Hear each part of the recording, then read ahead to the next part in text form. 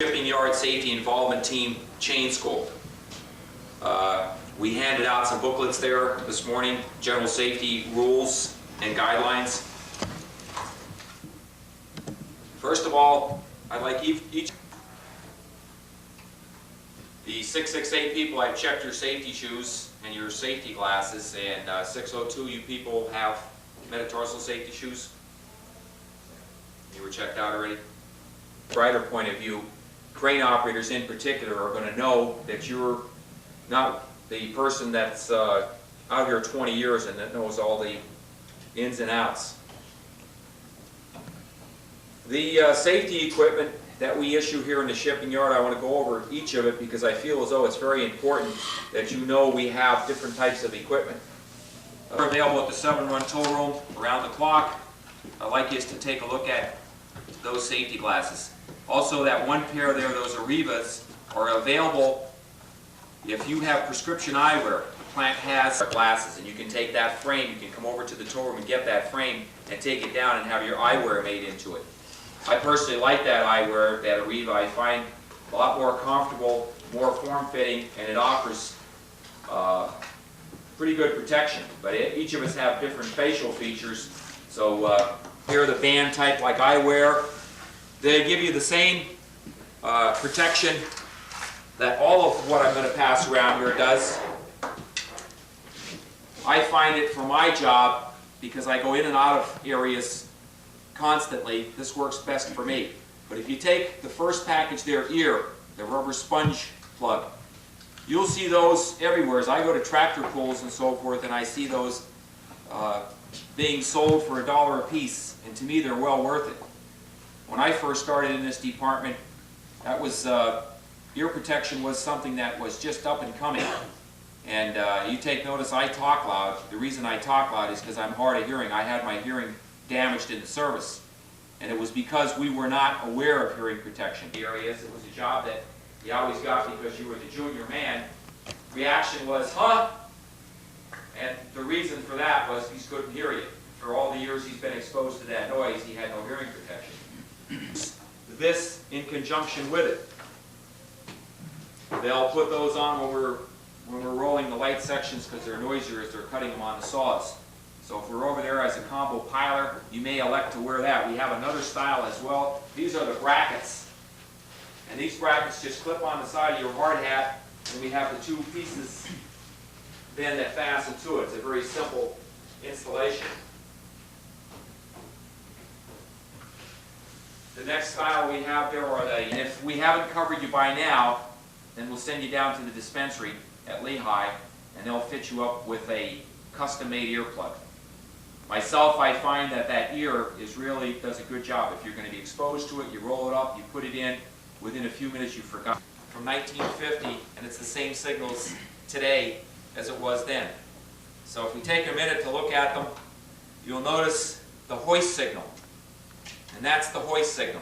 Something other than that is not the hoist signal. All of our crane operators out here have taken a test, and when they take their test, part of their test does include these signals, and that's the signals they recognize. So if you're giving that signal, you're going to get the operation that you need. To lower it, this is lower it. Bridge travel. The bridge is the big portion of the crane, and when we need to move the bridge, what we do to move the bridge is this, and that's telling the crane operator to move the bridge. Trolley travel. As I said earlier, we have double trolley cranes. You may have come from a shop where they had cranes with two hoists on them. But what we have in a shipping yard are double trolley cranes. And that means that both trolleys operate simultaneously and synchronized, so that the crane operator conceivably have 7 controllers on at one time. So when he activates both trolleys, they can elevate or they can drop at the same time. They can travel at the same speed. So that's important to know. Other shops, you may work with a crane that has a 30-ton hoist and maybe a 5-ton hoist. You're going to be working with 2 10-ton hoists or 2 5-ton hoists. So you see there his signal is to trolley. Stop, the standard signal for stop is just put your hand out. An emergency stop, both hands out. multitude of trolleys. This is why it's so important to realize you are working with 2 trolleys. If you need 2 trolleys, you'll motion to the craneman, 2 trolleys. That's 2 trolleys.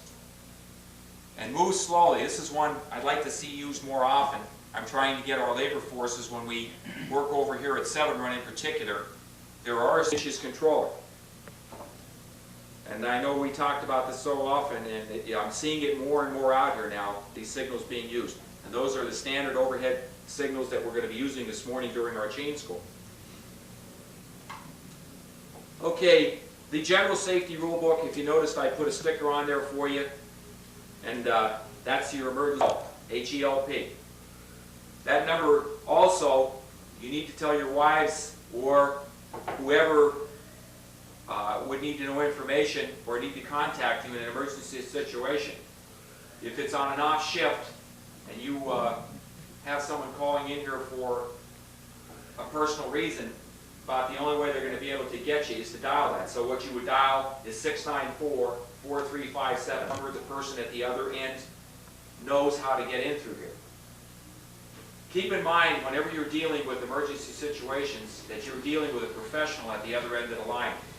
You, as calling in, more likely than not, on the telephone lines, and there are only 2 lines in that area, and we needed to get the ambulance in here. So I happened to be into the area, and someone came over to me and said, "Quick, there's a guy hurt over here, we need an ambulance." So I went to use the phone, I found out the phones were out of order, so I picked up my radio and I said, "This is Bob Saucon, I'm calling a code 100. At that point, when you call a code 100 on a radio, everybody that has a radio is to stay off the air. It's a courtesy, and in most cases, people stay off the air. If we are involved with a radio, for example, some of us may have forklift licenses where we're going to be using a fork that has a radio in it, don't ask what the code 100 is, because you can't help in that situation. Wait till after it's over, and then if you need to know, you can ask it.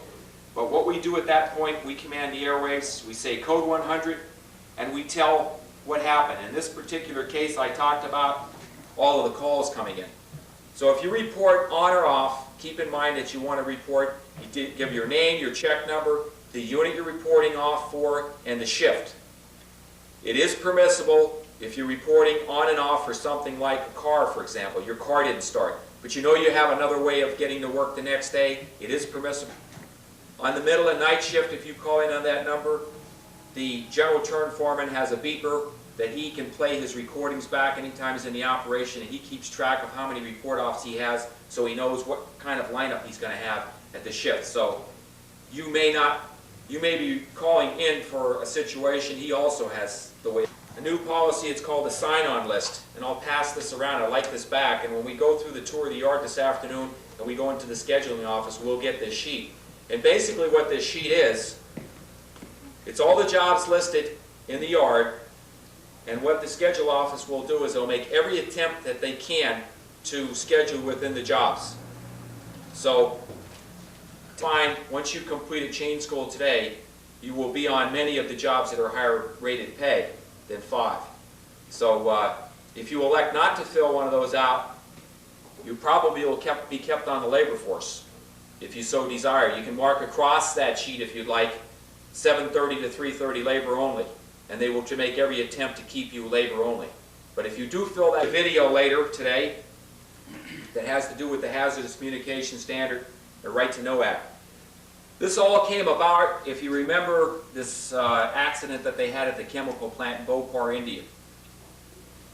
They had chemicals stored in the area. The local municipalities did not know what they were or how to handle them, and they had a lot of people killed. And now what's happened is the federal and state governments have gotten together, and they came to manufacturers and they said that we must label and identify all products. We must maintain what's called the MSDS file, which is the material safety side, will tell you how to handle the product. I'll take an example, mineral spirits. It will say plant code SC6. It will tell you how to work with it and what precautions you need to take. You must wear safety glasses. You must wear rubber gloves and protect yourself from it. This is the Hazardous Communication Standard. Over on our schedule board, there's a list of the hazardous chemicals that we use in this department. And I'm going to primarily speak for the 668 because the people in the 602 department, your department supervisor is going to have to go over the chemicals you're going to use because you use some acids. Here in the yard, when you see that list, don't laugh because even water is hazardous to your health. After you're under the water for 3 minutes, I mean, you're drowned. And that's basically what it's broken down to. Anything that we use in this department, even oxygen is hazardous to your health. It's an oxidizer. So those are on the list. There are 3 in here, which was called a 3M respirator, and it was a throwaway, just like this is a throwaway. We used to put those respirators out here for the people, and one of the big bitches were the rubber bands broke. They were uncomfortable. When you had them on, your glasses steamed up. Okayed here in the plant. So if you are working in a dusty area, these are available. I'll pass this around. This happens to be a respirator where you breathe in through the fiber and out through the valve. It's a lot more comfortable. Understand, it's still not as pleasant as not wearing anything, but whatever you breathe in stays in. So if we're out here sweeping just in the tunnel where the dust and dirt is, or we're working over at the combination rotaries, there's a lot of mill scale over there. Any of those particles that are floating through the air, this is what you want to wear. Our labor leaders are instructed here that whenever they go out into dusty jobs, on page 41, and now it's time to get down to some signals that we have that are in-shop signals, or in-house signals, and they're not in the book. And you're going to be working with these this morning during chain school. Put together, our safety involvement team put them together. And we're going to be working with a sling chain. We need to inspect it. That's one of the first things we'll do when we go out here on our on-hands chain school, is we need to know how to break the chain. To break the chain, we signal to the craneman that we want the chain and we want to break it. That's the signal for breaking the chain. Okay, taking up the slack. If you remember over here on page 41, we use this signal and this signal. Well, what the type of chaining we're doing out here requires in most cases both hands. So if we have a piling hook in our hand and we have our hand up against the chain, it's impossible for us to give a hand signal like it says on page 41. So what they came up with is we have a signal when we put the piling hook in, or we're using both of our hands. It's you shake your head, or you take that same hook and slam it into the lift. The crane operator recognizes that as the signal to take it up. That's the take-up signal. Piling material. When we get into a situation where we have material that came in either by bolster or it was on the roller table, we're working with a crane operator that's up in the crane. He can be at some point in time over 100 feet away from you. To pile material, this is pile material, this is pile material. Material to the roller table, going to the roller table. Scrap, we get on the producing units that generate scrap.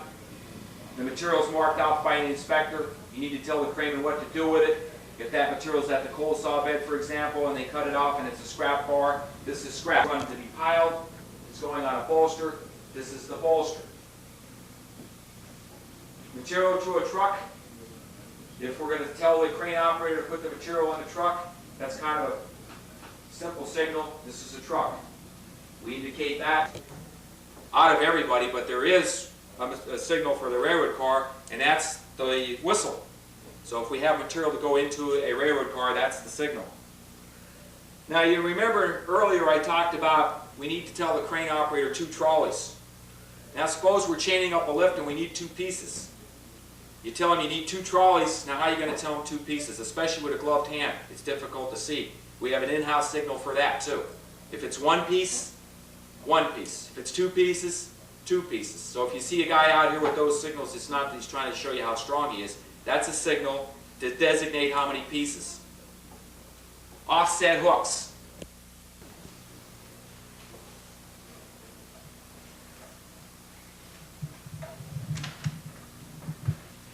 Okay, we're going to go out now and we're going to do the segment of what we call on-hands chaining. Our volunteers from the safety involvement team are going to go through what we call the chain school, and that chain school will start with in-house video where we saw a hook up from one end. We're going to be doing that. We're going to be using inside tongs. We're going to make a hook up with outside tongs. We're going to work with angle hooks. We'll get to turn a bar. You saw the men in the film this morning turning a bar. We'll get to do that. We're going to use PZ tongs. And also we're gonna try hooking up a magnet, connecting and disconnecting a magnet. This afternoon when we go through the yard tour, we'll go through and look at the roller table locking devices, how to use table. And we're also going to show you a demonstration on the seesaw, which is a long bar and how you can get yourself caught. We're going to do that also. So I don't know if you have any questions on what I've covered so far. Are there any questions? Go ahead. Yeah, about the eyeglassware, you said that they would put a... If not, we're going to gather up our belongings and we're going to go down to the marble saw. You can take your lunches with you, and we're going to do the chain school, the on hands chain school.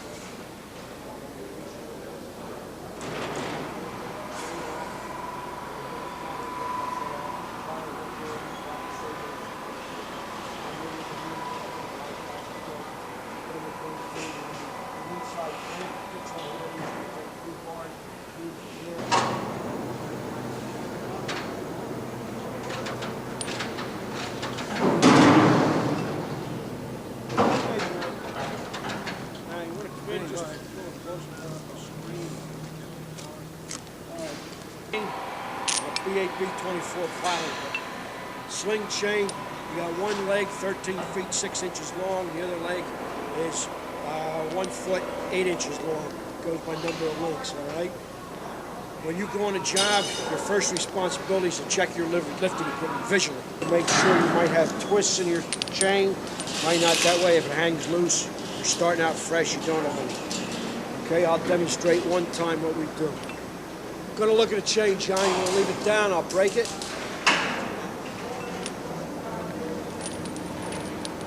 Break the chain out of the diamond hook, drop it on the ground. All right, hold it, John. As the size of the chain, the grade of steel it's made out of. On the other side, it'll have 100 pounds, but you're allowed to pick up to 6,000 pounds. In this case, it's a 3-ton piling. Right? Sling chain, if you come across a piece of equipment that doesn't have a tag on it, at your earliest possible convenience, you have to change it. Right? Tell the foreman, they'll call up and whatever, they'll change it.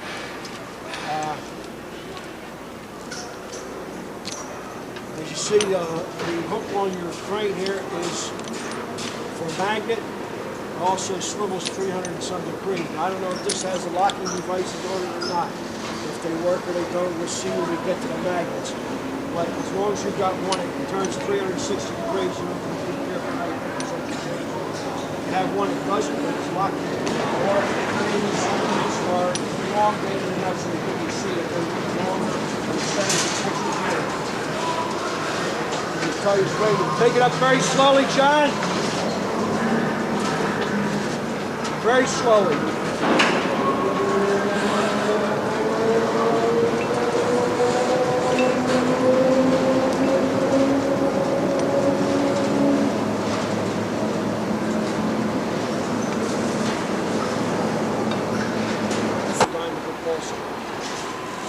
Keep down, John.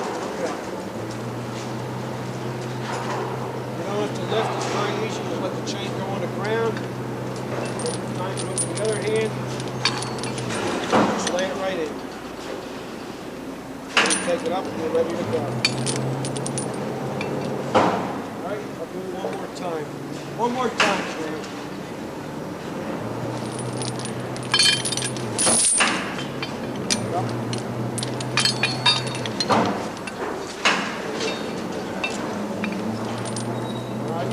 Signals for you're going to go out. You're going to let it down, you're going to break the chain, you're going to look. Let it down, break the chain, you're going to look. Which will take a turn. Go ahead, Grady, you know how to do it. Yeah, do it down there, buddy.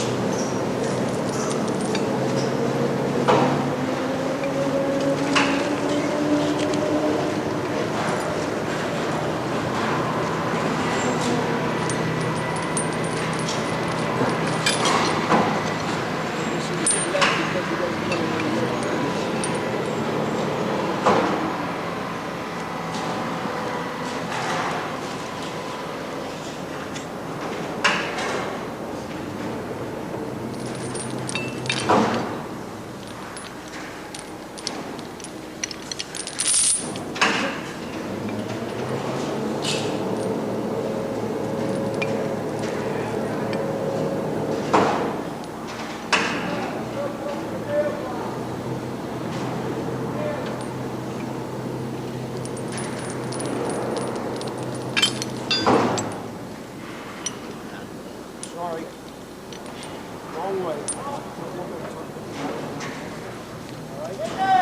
Just say you always keep the open end of the diamond hook, keep the chain in the hand that way, okay? Just lay it right in. Alright? It never goes from this side over, it always goes from the inside out. Okay?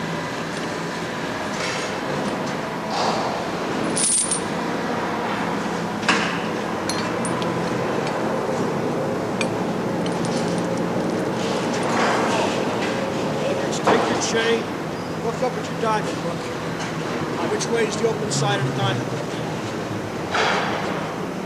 All right, so you take the chain in this hand over here. Right there in that hand. Just put your finger through the link.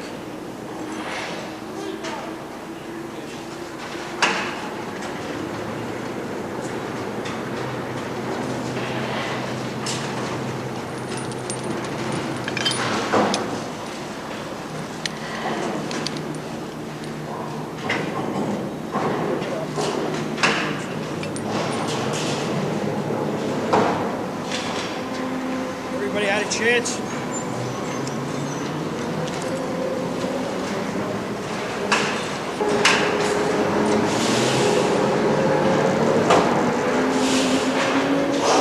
Alright, change the side of the lift because we're on a roller line or roller table. It might be turning it back in. You don't want to turn it back on it. Lay the hook right there on the lift, change to the side, turn around. First procedure, she'll tell you the whole lift, you're going to put the chain in. Okay? The whole lift, John, put the chain in. Like that.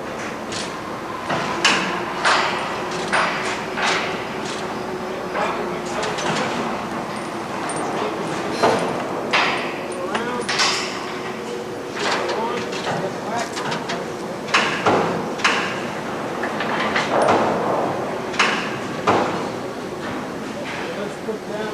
Everybody understand?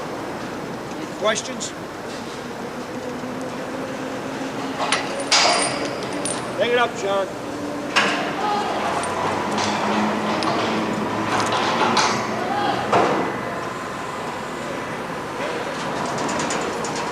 Tell them what you're going to do.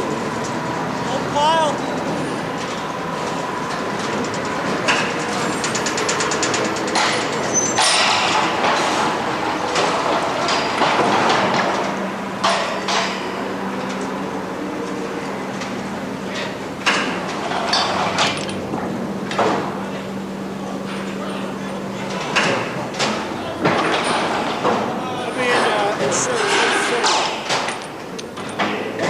Chain on, you feel it secure. You don't have to put your hand on the chain. Try and keep your hands out, okay? A lot of people have a tendency to hold the chain on a crazy snake or not.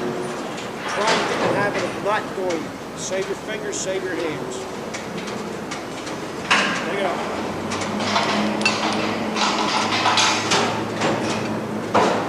If something should happen while you're chaining it, you see the lift is going to fall over, don't try and go in and grab it because you're not going to stop it. Get away from it, you have to pile it up.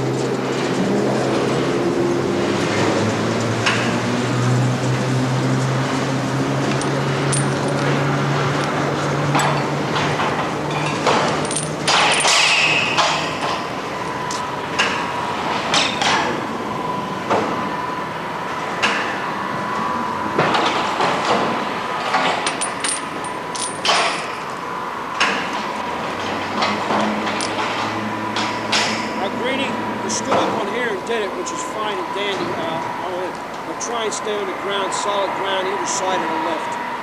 Okay?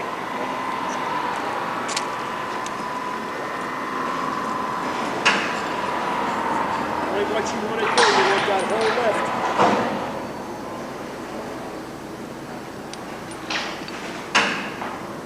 Let your chain go down on the side of the lift.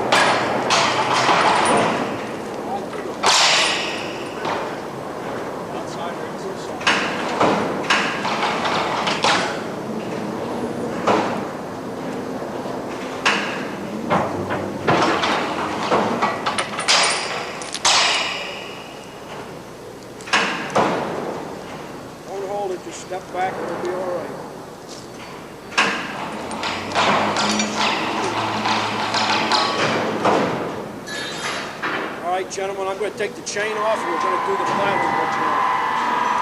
When we're done, we'll take the chain off.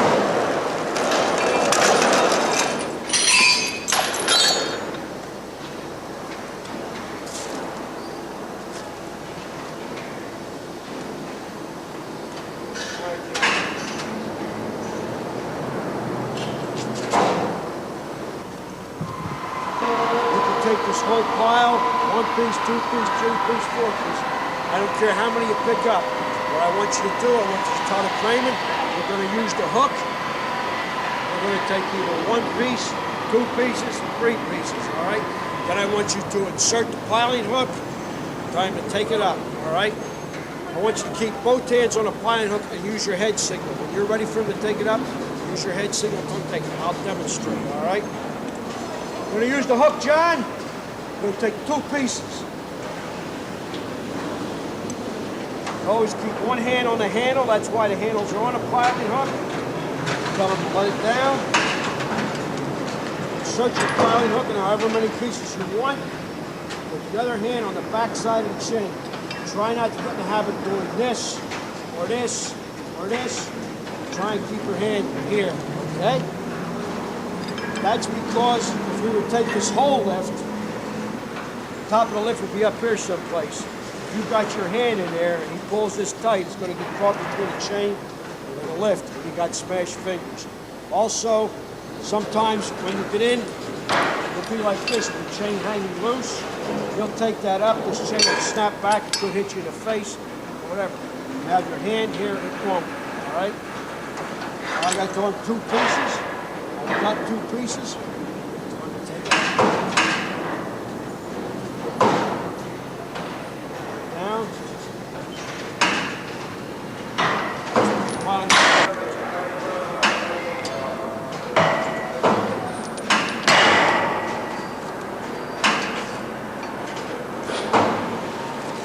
Any questions?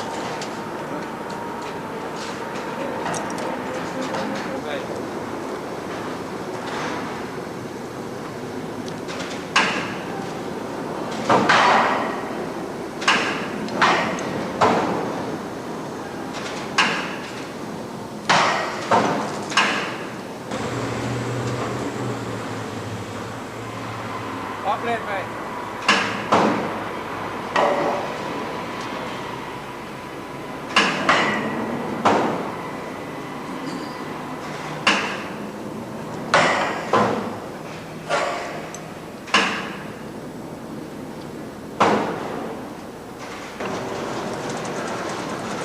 What do you want to do?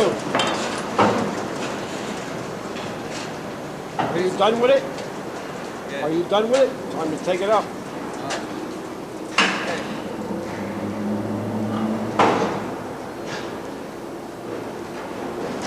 Go with the hook.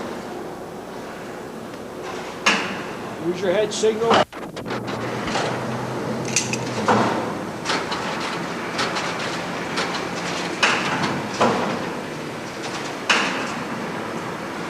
All right, we have these clamps all the way from 12-inch all the way up to 36-inch. All right, that's narrower than this, very much wider than this. It's just a matter of the size of the clamp. They all work the same way.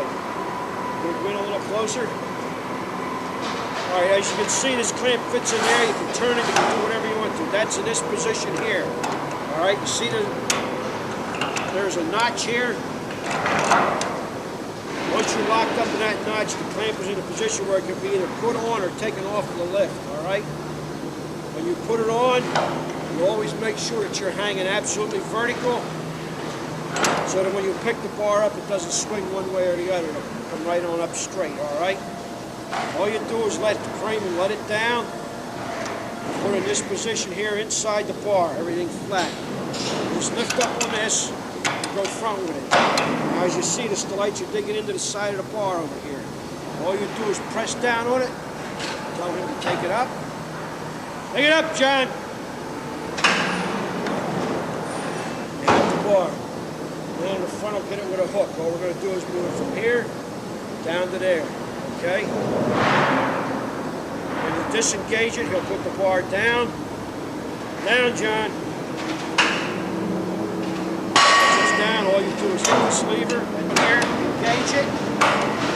Both hands. With your head, he'll take it up. You have the ball. Right? He puts it down.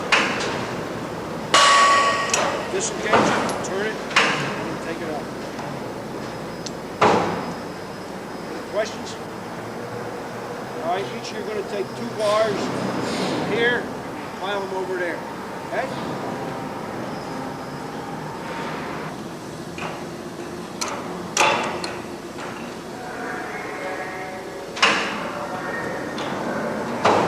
The important thing is to keep both hands on it, keep it firmly down in there when it takes it up.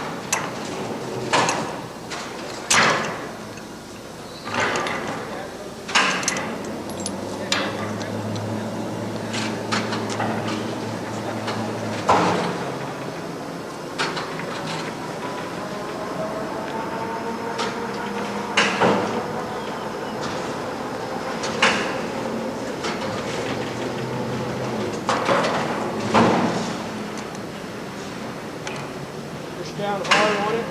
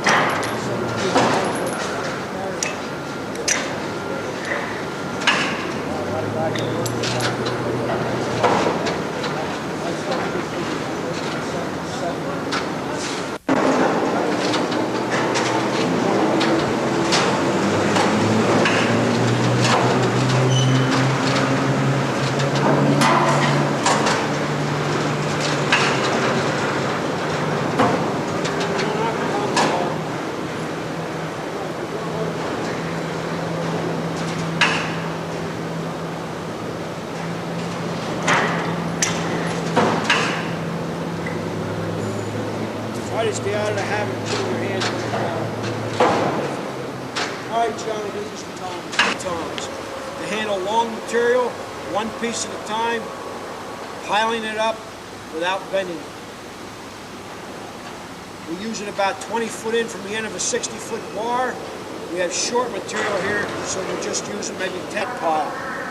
The last 2 bars, the person will take off of that pile and just lay them out on the bed here aside of each other. Okay? We'll use the last one. Does everybody understand what we're going to do? I'll show you how to use these. They're used on the outside. They grip with the skellites here on the outside edges of the bars. All right? Tell the crane to let it down. Side. Take it out. Thus you have the bar. Take it off, and then take it down. Okay. The easiest way to do it is I always try and engage the side away from me first, and then the side towards you. When you take it off, disengage the side towards you, and then the side away from you. I'll do it one more time.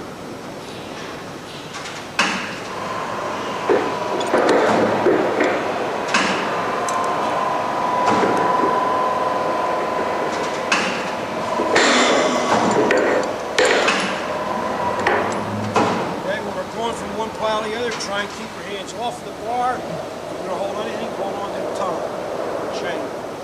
Okay?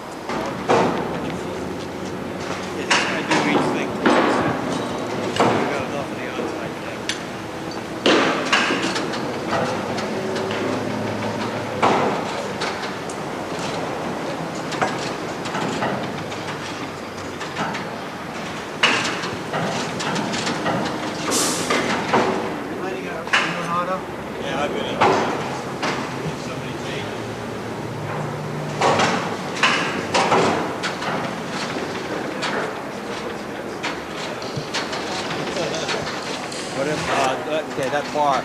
Turning that bar. Trying to get a little bit of help doing the instruction.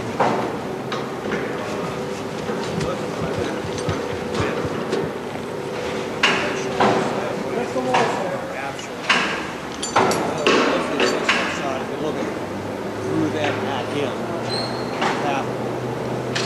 I haven't had much instruction. I haven't been doing this. I haven't done much.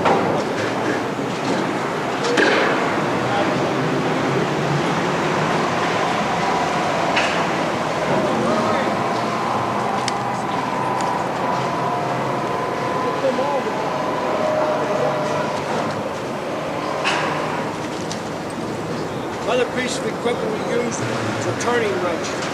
This is the smallest one that you'll see. This is only ½ inch opening. We're going to use it on small material. We have it all the way up to an opening 1.25 inches. But you better get about 3 guys on it and get a hernia. All right? I got easy ones here. All we're going to do is we're going to stand these 2 bars up on edge and then knock them down. We'll each take 1 turn. All right? When you're using a turning wrench,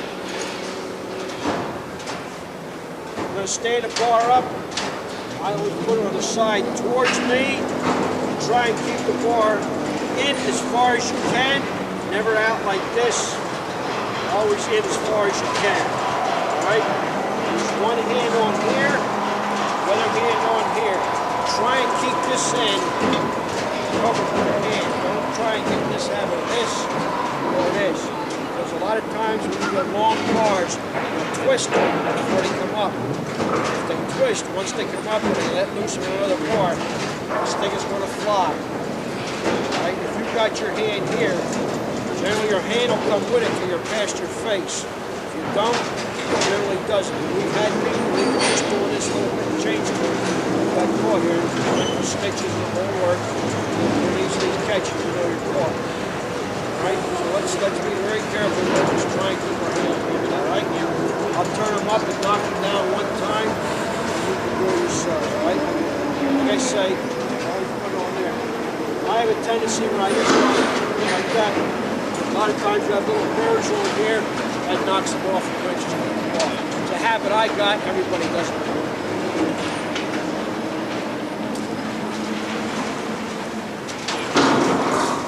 Like so. Stand them up.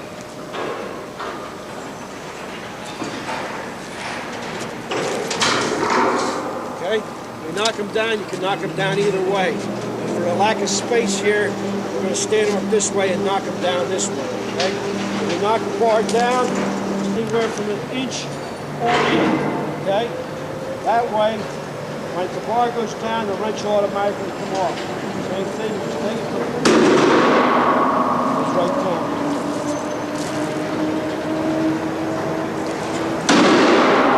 Knock down 30, 40 bars in a couple minutes. Any questions? Just remember when you're standing them up, you always keep this hand to cover the end of the wrench. Okay? I'll do it. Just walk it right up.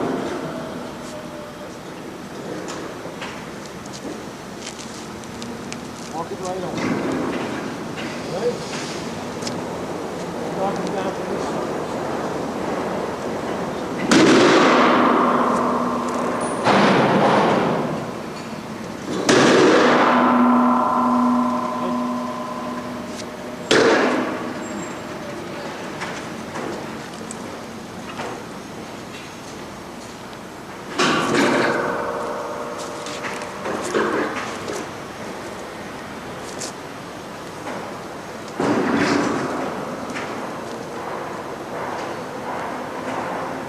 No, no, no. All right. What's up? That's a boy.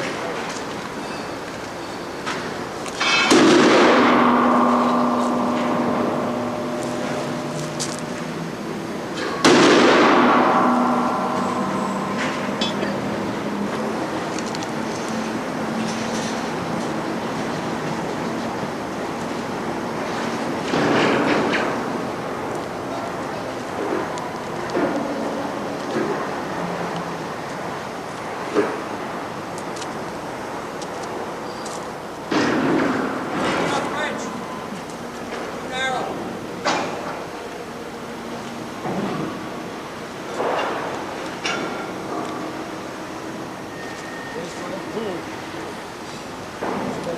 hands.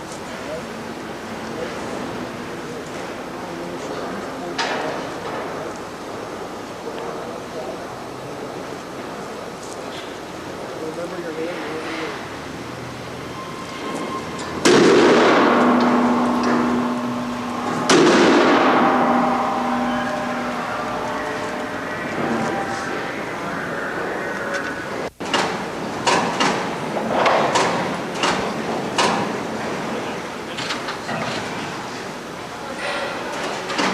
Separate a little bit, Johnny.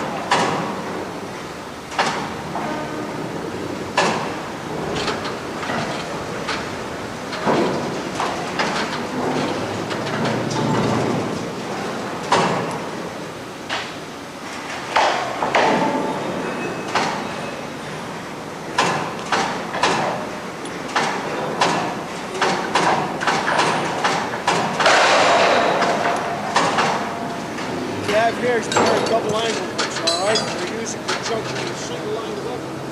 File 2, 3, 4, 1, whatever, file angles, and you move angles. All we're going to do here now is we'll take the two pieces, move them over there, set them down. The next guy come back, take these two pieces, put them beside them, and then bring them back. The last guy will put the last lift on top of this one. Right? Go last one. File the last one. File to the top. All right? Guys, all we're going to do is just move them. Alright? Proper way to use these, as you can see, they're four. This is one on either side of the bar. Let it down. Bring it up, you got two bars. You can't peel one off. You can always pick up one and pick two. You can pick up as many bars as long as you don't get up past the top of this curve. Okay? Pick up uneven legs. These are even legged angles. I'll pick them up on one side longer than the other. And if you'll notice, when we put the two on top, when you put them together, they come right out. They don't get stuck. That's why they're made the way they are. All we're going to do is that each you can take one, we'll take two. After you do this, go up to the front and use the single angle. Okay?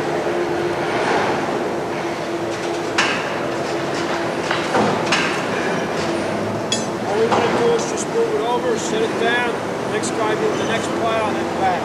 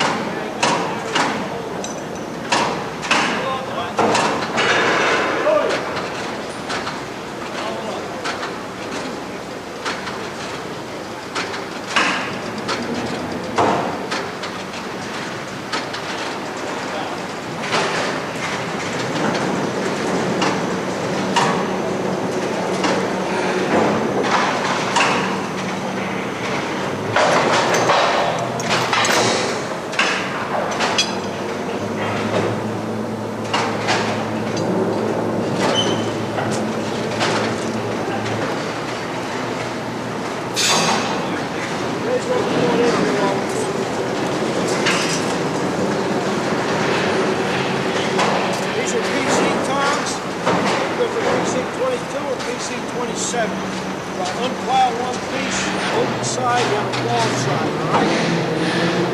This one's plowed backwards, you won't be able to touch it. Like I took care of, you have to be flipped over and up. You tighten the system. One side engages into the open end, that's this. This side engages on the ball side. I'll show you how to properly use it. You don't want to do your field, it's quite heavy, they weigh about 60 pounds. They have Stop and move it out of the way. There's too much trash back there. very easy to use. What I'm going to do is demonstrate picking up one piece. I'll let each of you pick it up, engage and disengage. Use these tongs. You always keep the side that goes to the open side of the bar to you. That's the side with your handles on. Ball side, long side, keep that away from you. Right in here. One in just a little bit. The only thing you have to do is make sure this is engaged in here. That'll engage by itself. Hope the way these bars are going to work when you travel.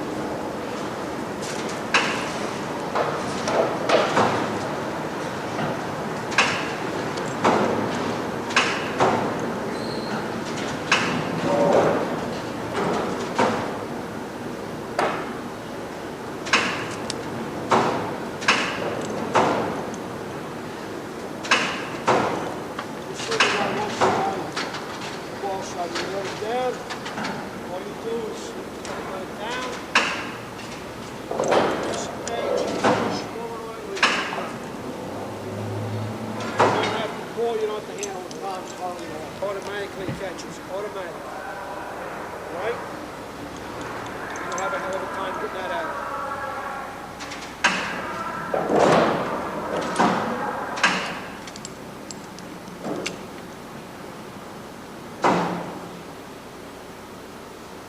Going over this way just a little bit.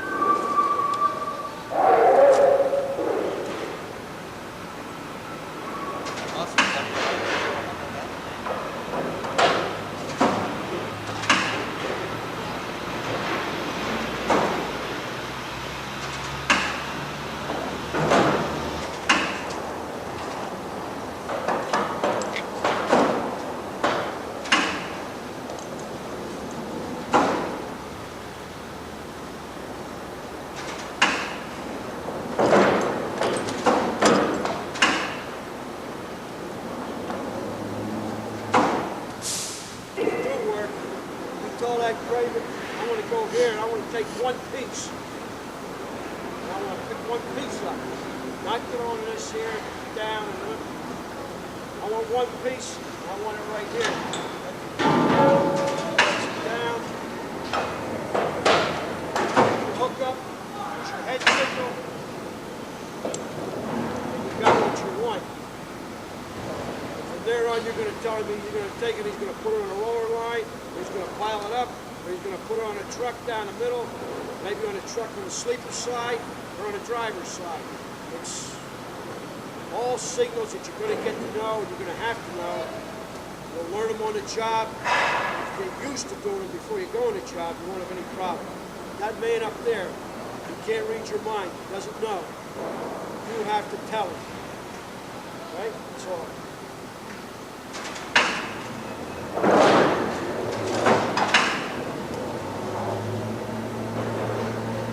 Take that off, put the hook and chain back on, John.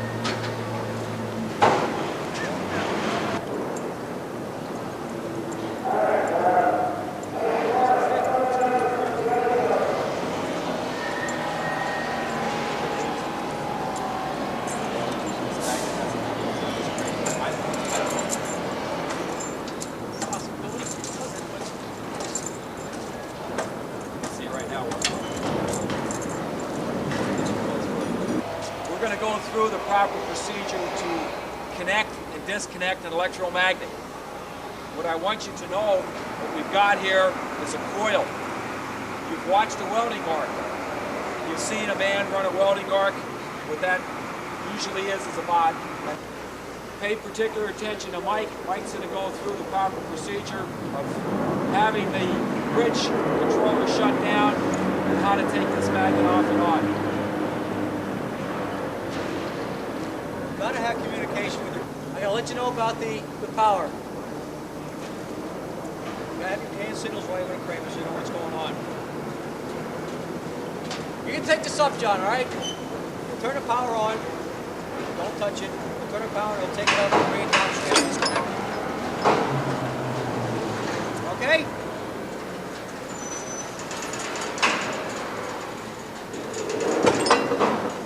Cut the power. All right. Hopefully, if this isn't too stiff, we'll get this off here easy.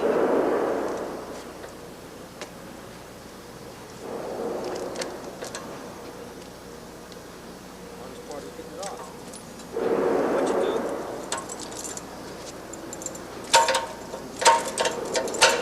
The hardest part. Well, we're not going to get it disconnected the way it seems. Anyway, what you have to do is that you disconnect it like that. Tell it frame in, take it back up, and you're going. Reconnect, bring it down, guide the hook in there. Keep in contact with him at all times. Get the hook in there. Make sure the power's off before you reconnect. Okay? Reconnect it.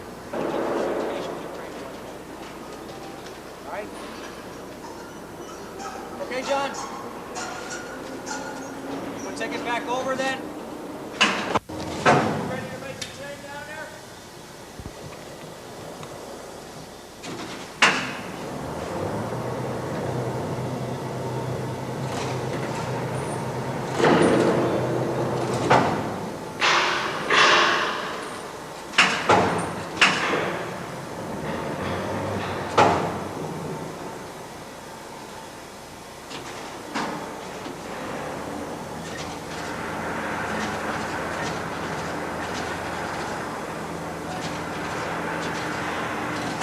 Hey, before we go any further, he don't have his foot in there now, right? No, his foot's in the clear. But you got a boot in there, huh? You can't see his foot again. Now, you want him to hook up, I mean, Want to lower the hook down just about at the point where it's at. Just about ready to get it.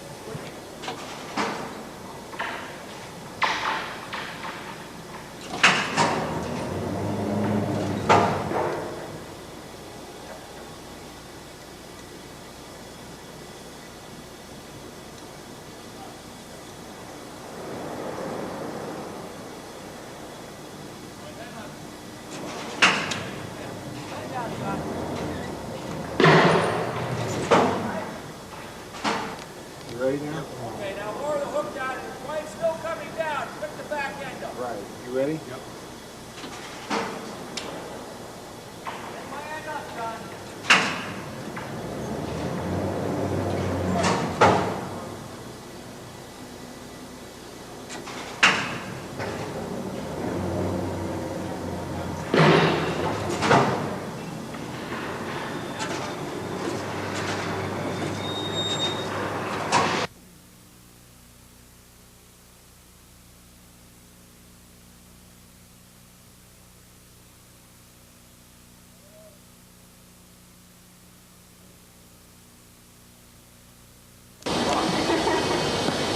You don't believe all that? But you'll find if you were standing, you make the hook up. That's about where you're hooked. What we're trying to illustrate is we've had many accidents like this. That's one of the reasons why we have these shoes on. And whether you're in inspection or where you're at, you can conceivably get into this scenario. And that lift in the other run is a good example. Just the balance weight of that lift, sometimes exactly the same thing will happen. Because you balance that perfect, it's just enough to flop over and catch your foot. Okay, get the shoe. Are they waiting on us?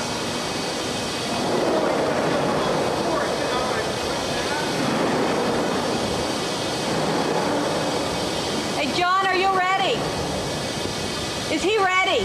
Yes. Okay, well, we're ready too, so go ahead and roll.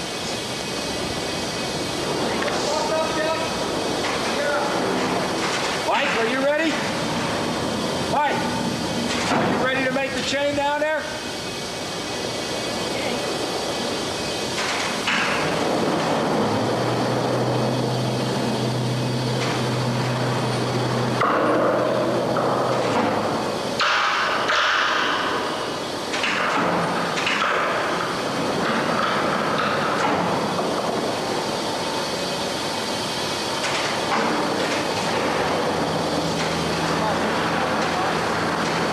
You'll be handing your poly hook when you fix that back in. Before we go any further, you don't have his foot in there now, right? No, his foot's in the clear. He's got food in there. You can't see his foot, can you? Now, put in the hook knob. You want to lower the hook down just about at the point where it's at. It's just about ready to be ready.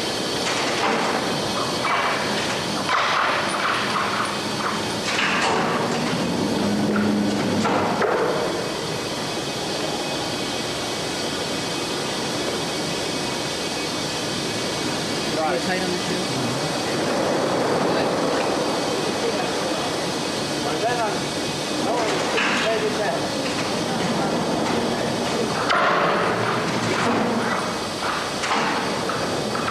I don't know what he got from up there, but that's... Can you do it one more time? You want to do it one more Do a time? little lighter this time. Take your slack up on the back a little bit, John.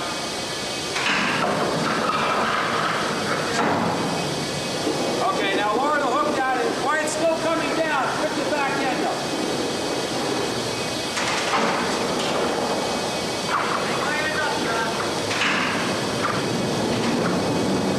Good. Perfect. Guess you got my big mouth. That's exactly what happens. Every day. Now, John, since you can't see his foot, that makes it worse. Even worse, we got about 5 or 6 of these.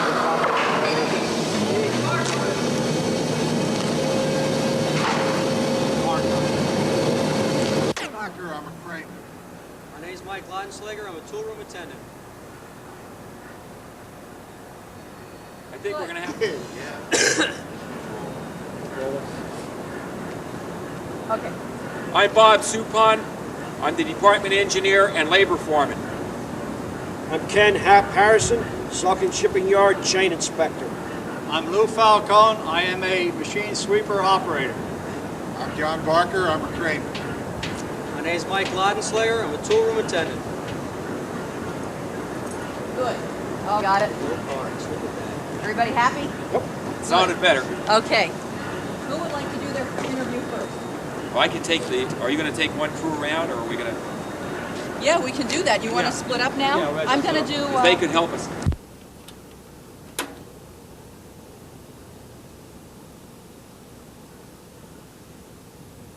Look at me. Don't look at the camera at all.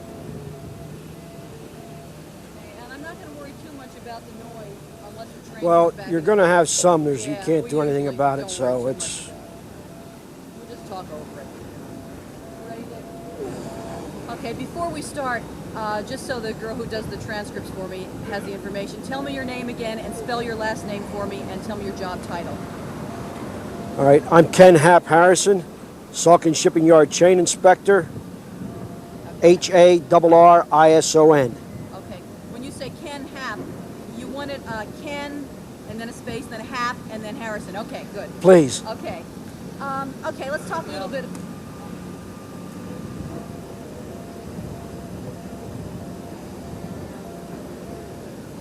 Thinks it's all right. Go ahead, Paul. Tell me that again. Your name and spell your last name. All right, my name is Ken Hap Harrison, Saucon Shipping Yard Chain Inspector, H-A-R-R-I-S-O-N. Okay, good. Now let's talk a little bit about the safety involvement team. Tell me, why did you join it? I joined the safety involvement team when it was first instituted to better carry on and facilitate the Saucon Shipping Yard tradition of safety and safety management. That's why I joined.